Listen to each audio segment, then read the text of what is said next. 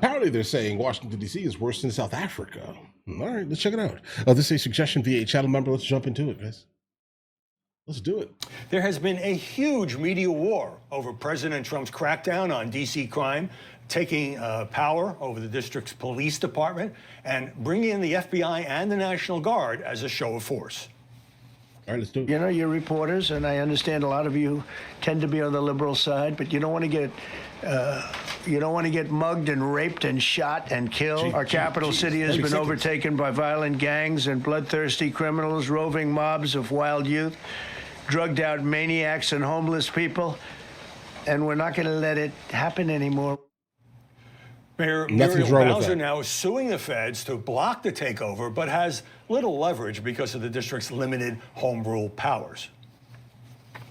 While this action today is unsettling and unprecedented, I can't say that given some of the rhetoric of the past, that we're totally surprised. Many on the right welcoming the federal firepower in a city that's been plagued by this wave of carjackings.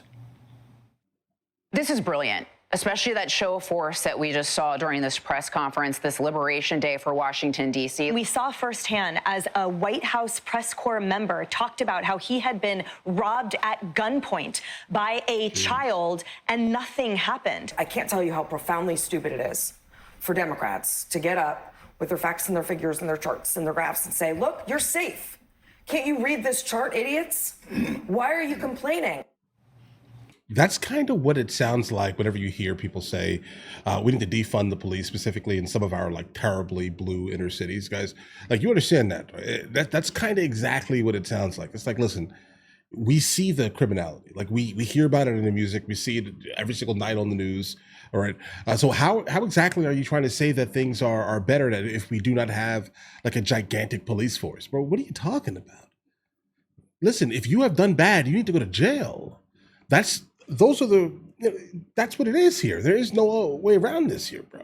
If you are a criminal, you should not be free to walk around and rain terror on people who are paying taxes in your area. That's just the reality, guys. More mixed reaction on the left. MSNBC breaking away from the marathon presser and challenging the president's numbers, but others welcoming the move.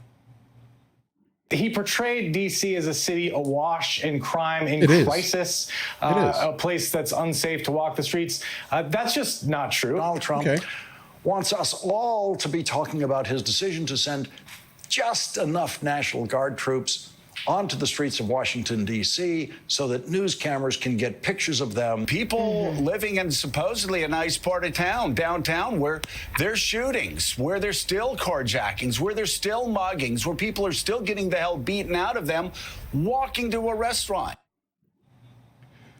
Sarah, why has there been so much media criticism of Trump, especially on the left, for bringing in the FBI, the National Guard? Some of the agents will now be armed, given the level of crime here. I think the media tends to be reflexively against anything that Donald Trump does. Yeah, they did this on the economy. I mean, you just heard S.E. Cupp saying, and I think that's a really salient point, Democrats in the media cherry-picked numbers off a spreadsheet and said this problem that we're not personally experiencing, that the economy is bad, can't possibly be happening because we're insulated from it. That's what's happening with crime. A lot of these journalists live in really nice neighborhoods. They're not exposed to the crime as much as other residents of D.C. That's not true. There is crime in really nice neighborhoods. Well, there's crime everywhere, but it's not nearly as bad as in Ward 7 and Ward 8, where it's the absolute worst. And so, you know, these Democrats and the media are against anything Trump tries to do. Many, as you know, on the left are accusing Trump of authoritarianism.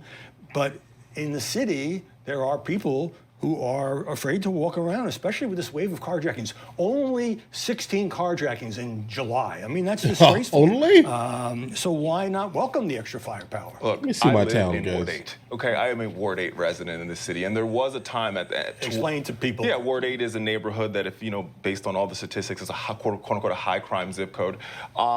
But let me be very clear. There was a time post-pandemic where we saw an increase in crime. And what we also saw was both here in the District of Columbia, and I've also covered this story extensively in Forbes magazine. What we've also seen in D.C., in Baltimore, in Chicago, in Detroit, is we've seen local leadership with local community groups actually tackle this issue. They've invested in invested in rec centers, they've invested in smart local strategies, and they're actually seeing results. Our own affiliate here in Washington, D.C. has seen a 16% reduction in violent crime in Ward 8, in Ward 7, and other parts of the city. The idea that we're going to militarize and put troops on the ground and that's going to so-called wave a magic wand and solve D.C.'s crime crisis, which we don't have, by the way, or solve Baltimore's crime crisis, that's a misnomer, because what we've seen in this crime reduction, Howie, is actually this crime reduction is happening as police forces are at their smallest that we've seen them in decades. Yeah, guys, the next thing we're going to hear absolutely is Baltimore is completely fine. It's safe. Yeah, go just, move into the inner city Baltimore. Move into there. Right? It's completely fine. There's no crime there. Let's ignore that. Hey, listen, what they said earlier was definitely intriguing. They said there are people that are living in like the upper crust of like downtown DC. They're able to live their best life while dealing with all the criminalities. But listen, guys, no one wants to have to deal with it, right? Like we have to get rid of that specific element. Understand, this is what mayors, I think, don't fully grasp. If you get rid of the criminality, people with actual money will start coming in, right? And guess what happens to the local taxes? It starts rising, right? Get rid of the criminality. I'm sorry, bro. It has to go, period. And I've said on numerous occasions that the National Guards needs to be sent to many of the inner cities, okay? Start with the south side of Chicago, okay? Go to East St. Louis, Memphis. Go to the west side of Atlanta, even the east side of Atlanta, DeKalb County. Guys, go to these places immediately, please. Send them there. I think the residents that are not inundated with criminality are going to be completely fine with their presence. Guys, all right? Send them there immediately. If we have a National Guard, we need to start guarding the actual law-abiding citizens from the bottom crust of society, guys, okay? Immediately fix it. Well, since you brought it up, and Trump mentioned those other cities as well, do you see a racial aspect here? Because these cities tend to be run by Democratic mayors or have sizable black populations. Well, look, I think, where there's smoke, there is fire. And I think it's very interesting that people are talking about Ward 7 and 8, but they rarely actually talk to Ward 7 or 8 or Baltimore or Chicago residents who are living in these neighborhoods. And what we will tell you is it's not that we want more law enforcement, we want tough on crime policies. What we'll tell you is we want smart on safety policies. We all believe in public safety, and public safety is a value. But public safety means schools that work, hospitals that work, grocery stores that work, and communities where there are jobs. When that happens, people are less likely to commit crimes. The reason why there's no crimes in the Georgetown neighborhood and there might be more crime in Ward 8 is because there's jobs in Georgetown. There's schools that work in Georgetown. And so what we've got to do as a nation is say this is the problem instead of just putting troops on the ground to solve it. That's not the answer. Well, since you brought up that neighborhood, Maureen Dowd, New York Times columnist, posted it last night, that she went out to dinner with her sister. And when she came back, and she lives in a very nice neighborhood, her sister's Buick was gone. So it's not like some of these Tonier neighborhoods are completely insulated from this. That's right, but we did an analysis at the Washington Examiner. Mm-hmm. The crime rate in Ward 8 of D.C. is worse than the crime rate in Ciudad Juarez on the border between Mexico and Texas, one of the most violent cities in the world. It's more dangerous than South Africa, which is now infamous for its murders. So this is a problem. But Sarah, the question is, what is the solution? So you're saying the solution that is putting 800 National Guard. By the way, I live in Ward 8, and we have not seen one of those National Guard troops in our streets. So you're patrolling them by the Washington Monument, and you're not giving the solution. I want to give Sarah some time. When you have a crime rate that is so what's the solution? Serious, what's been done by local leaders is obviously not working. This is a brilliant move politically from Donald Trump. National Guard that we haven't seen. Can you let her finish, please? Because it forces Democrats to defend a status quo that is so obviously broken, and any normal person, outside of the partisan, tornado that we have here in Washington can see that it's a popular position to try to stop crime. And Sarah? Trump keeps saying that crime has never been higher in D.C. That's not true. Right. In fact, it's down 26% compared to this time last year. It's still higher than pre-pandemic levels. But who cares about statistics when you come back and your car is gone? Who cares about statistics when they've not been able to, and these are often teenagers, to deal with the carjacking problem? Well, exactly, right? People, and violent crime is not the only metric of whether a city feels unsafe. There's also, disorder and squalor that you see around the city that contributes to a sense that this isn't the city of 10 years ago, of 5 years ago, where we all used to live. That 30-year number, by the way, is pretty misleading. The murder rate is still higher than it was in 2019 pre-pandemic. Well, I also want to mention that Sean Dunn, threw a Subway sandwich at one of the federal agents and was cursing him out. And he's not just some guy. He works for the Justice Department, or did work before he was fired. Let me get a break here, and we'll return to our top story. Okay, that's it there, guys. Look, I understand. If you start seeing people in your neighborhood specifically that look like you starting to get arrested consistently, being put in jail consistently, you start to have like a overall negative opinion of the people who are doing it. But the problem is that, guys, you need to start looking insular. There's a reason why. It's not just because they have a similar skin tone, whatever it is, guys. It's because they're doing terrible things, bro. Like, listen, we need to start, how about this? Stop idolizing the absolute bottom crust of society. All right. Once we can start to do that, I think that Black American community as a whole can start to kind of grow, I'd say, and be, fruitful in the richest country in the history of Earth here, guys. All right. The smartest thing to do is to get rid of the bad apples, get rid of the no snitch culture, start snitching on everyone, and get rid of all the garbage, guys. All right. Yeah, there will be a lot of people that will be thrown in jail. Why would that be? You may ask. Because Black American community in America, at least, unfortunately, seems to kind of consistently be in promotion of the bottom crust of society, it seems, based off of the media and, the hip hop culture, let's say. These two things together, modern hip hop culture, I would not say that this was something that was at the same rate in the 90s, guys. This is something modern here. More so, it's worse now than it ever has been. Men are not staying in the household. There's just a whole bunch of just like absolute garbage here. I would say personally, get out of these blue cities. If you want to see what the rest of the world or the country specifically lives like, experience places that have a minuscule amount of crime, guys. I just recently, while we were watching this video here, I looked to see the town that I live in, the small town that I live in here. I wanted to see exactly what the criminality kind of was in the area because I don't experience anything, guys.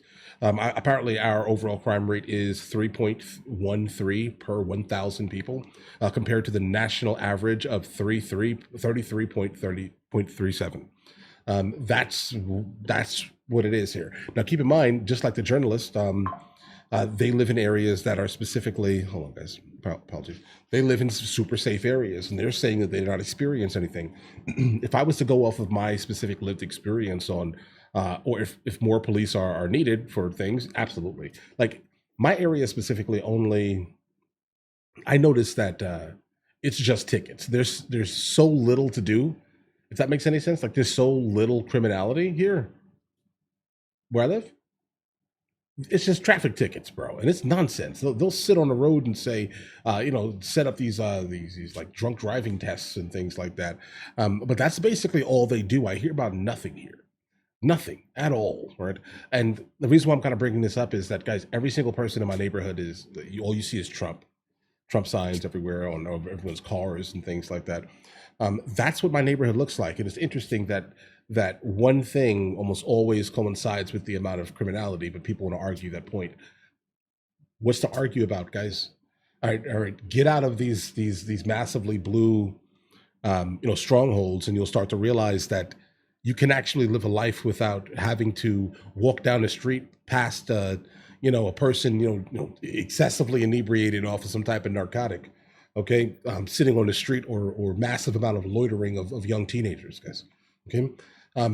Get out of some of these areas and you'll start to realize how the rest of the country lives and why the rest of the country consistently points out south side of Chicago, Memphis, East St. Louis, the west side of Atlanta. You get what I'm saying here, guys? You start to realize Houston, New Orleans. You'll start to realize why the rest of the country points out these things. But I get it, right? I mean, Black Americans are going to consistently vote for Democrats large scale. It is what it is. That's where the entitlements are. Based off of the overall average income of Black Americans, you start to realize why they kind of search almost exclusively for the entitlements of things. And that is why they're going to be Democrat. They're going to live in Democrat cities and take and drink the entire amount of the Kool-Aid that Democrats are going to consistently push. That's the reality here. Now, not specifically saying that Republicans have everything going right. They don't. There are issues there too, right? But you need to be able to look at things kind of evenly, right? If you cannot see the benefits of the Democrat parties for certain groups of people who absolutely need to utilize some of these entitlements. That's why they're doing it, right? And then if you are, let's say, ready to kind of step off the Democrat plantation by all definition, guys, then it's time for you to kind of pull yourself up by yourself and make your own decisions in life. They're going to be successful. Take care of your family. Just try to live your life in an area where you do not have to look around. Look behind you every moment of the day, right? That's my wish. I would say my hope for many people is for them to realize that you need to kind of get off of some of these entitlements. And by doing that immediately, you'll start to realize that it's not what you want. And it's crazy because I know a lot of Black Americans, obviously, okay? And every single thing that they say has nothing to do with the Democrat Party. And I mean that to the depths of me here. I don't generally hear super uber progressive talking points from Black Americans, specifically Black men. Forget it, bro. Right? Like a lot of the things that the Democrats push, Black men don't care about. They just do not care about, unless they're in like Atlanta, San Francisco. Then that's a little bit different, right? But the average does not care about a single thing that the Democrat Party pushes, other than the fact that they're going to get some type of entitlement. That's it, bro. It just comes down to that specific thing, because most of the Black men I encounter are conservative on like almost every topic. But all right, guys, listen, if you guys are new here, please like and subscribe. In the meantime, I will catch you guys later.